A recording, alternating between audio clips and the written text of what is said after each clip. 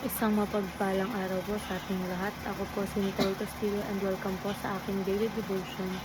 So ang topic natin ngayon is the testing of Abraham's faith. Isaac as a shadow of Jesus. Abraham was God's chosen servant and Isaac was the son God promised to him.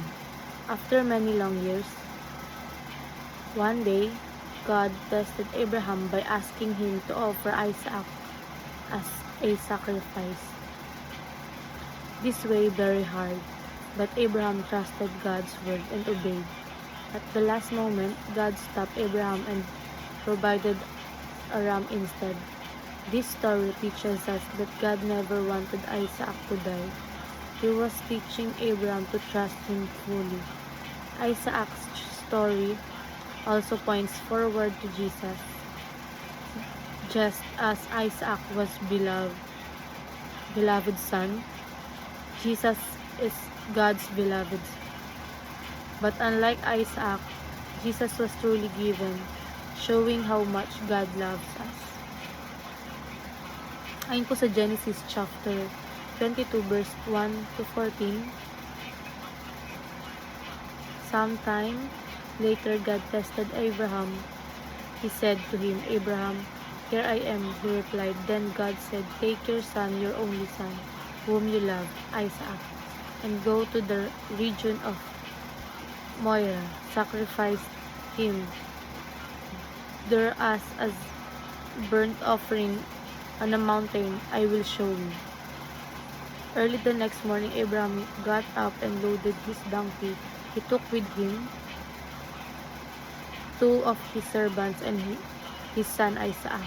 When he had cut enough wood for the burnt offering, he set out for the place God had told him about.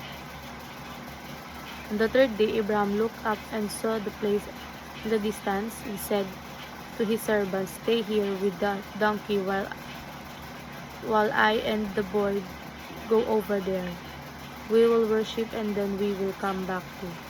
Abraham took the wood for the burnt offering and placed it on his Isaac, and he himself carried the fire and the knife. As the two of them went together, Isaac spoke up and said to his father, "Father." "Yes, my son," Abraham replied.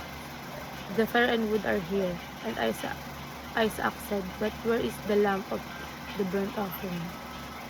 So, ayon po sa ating katuruan, Abraham understands the gospel. So, si Abraham, kahit bago pa dumating si Jesus, naintindihan niya ang mensahe ng gospel, na ang salvation ay nanggagaling sa Diyos, hindi sa sariling effort ng tao.